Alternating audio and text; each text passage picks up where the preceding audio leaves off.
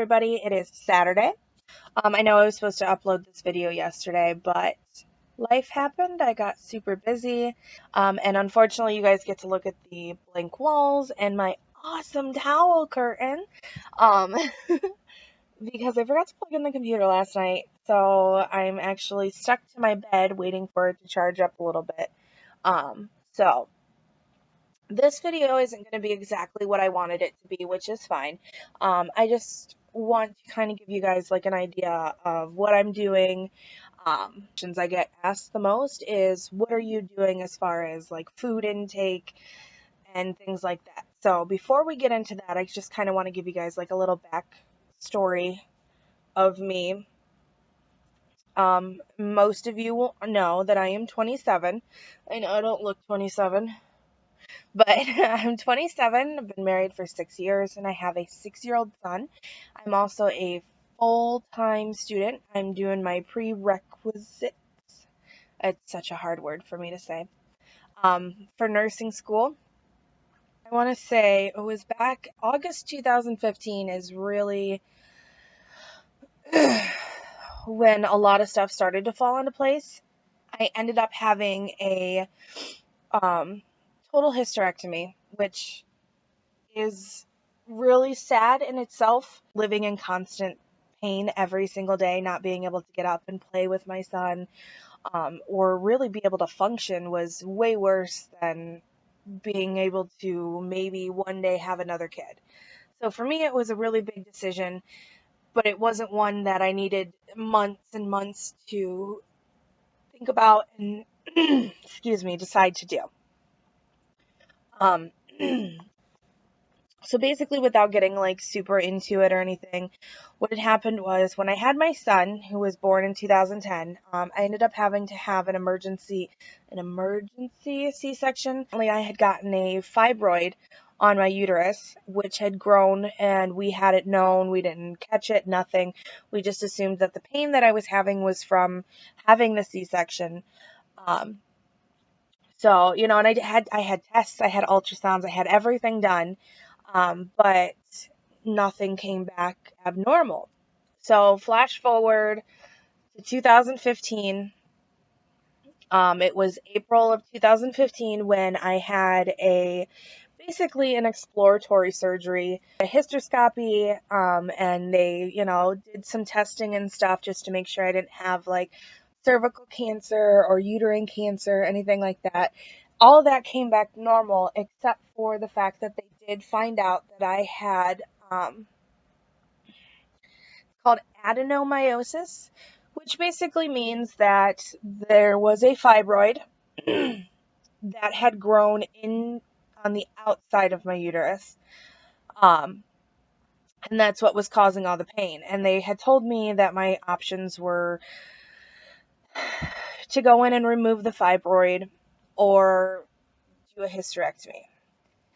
And I opted for the hysterectomy because I had already been declared medically infertile, which means that the only way that I would have been able to get pregnant was if with the help of medication, which that stuff's super expensive. My family was already perfect enough for me. So I had the hysterectomy, everything was good. I did gain a little bit of weight then, but I kept having so much pain that I was like, something's got to change. This isn't normal. So I went back to my doctors and everything, and we found out that I had, because I suffered from polycystic ovarian syndrome, which is a hormonal imbalance. It caused a lot of cysts, on the ovaries themselves. Well, I only had my left one because I wanted to keep one of them so that I didn't go into menopause at the age of 25. So, it just kept getting worse and worse and worse. They tried me on all sorts of different kinds of medications. Nothing was helping. So I opted to have my left ovary removed. So in 2016, November of 2016, I had my left ovary removed. And everything's so much better now. That is one of the biggest things. That was one of the biggest excuses I always had was, well, what's the point in trying to work out and eating better because I'm just going to be in all this pain. And so I decided that at the beginning of 2017, enough was enough, and the only way things were going to get better were if I did stick to eating better and working out. And here we are 3 months in, and I have little to no pain. The only pain I have now is in my back, and that's mostly because of I'm trying to strengthen out my back. So I work on my back muscles a lot, which causes them to be a little achy. Um, I have a lot more energy. I'm up early in the mornings now, and I kind of wish that maybe after I would have had the hysterectomy, I would have taken it a little bit more seriously, and maybe then I wouldn't have had to have the second set of surgery. I mean, I've had so many surgeries so already. It's ridiculous. But anyways, okay. So that's kind of like a little backstory of kind of led up to where I am today. So I'm doing what's called it's called the calorie in, calorie out method. You might hear me refer to it as CICO. And basically what that boils down to is the amount of calories that I eat, I make sure that I am burning off, eating generally between like 1,000 calories to like 1,200 calories. It just depends on the day and how hungry I am and that kind of stuff. So for, let's say, an average day of like 1150. So for those 1150 calories that I have eaten, I want to make sure that I'm burning off at least 800 calories, which seems like, oh my goodness, like that just seems like, holy crap, I have to be working out all day. But I go to the gym for an hour, hour and a half sometimes. It just depends, again, how I'm feeling, if I'm motivated enough, that kind of stuff. And that's been working really well. I've also been watching the amount of carbs that I'm eating because there's so many hidden calories, carbs, chemicals, sugars. Sodium is another big thing that people don't tend to watch. All those things together are going to add up.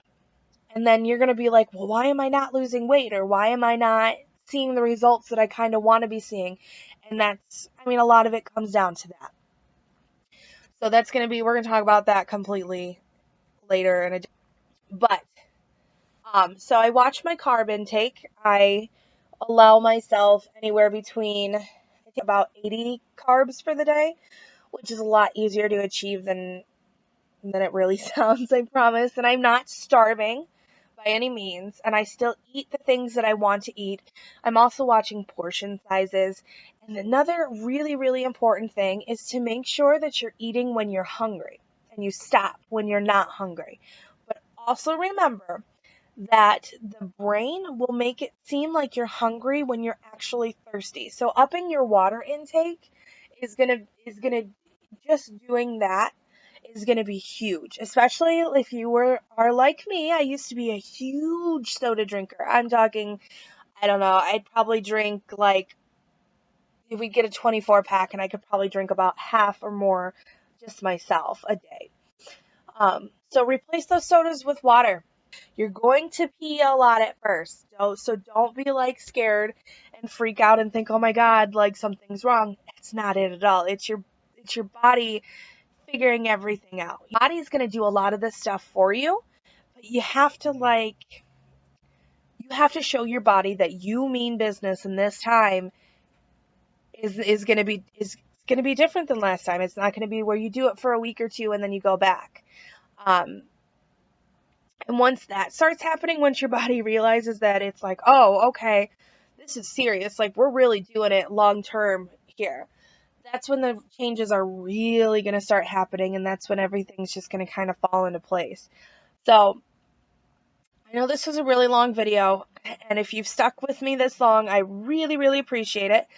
I'm going to go ahead and end the video here because I feel like we're starting to get into where I want to do with the different videos and stuff. So if you have any questions or comments or anything, or want to know anything else about me, go ahead and leave those questions below, or and I will make sure to get back with you. So I will see you guys in the next video, and remember, I'll see you in Fittsburgh.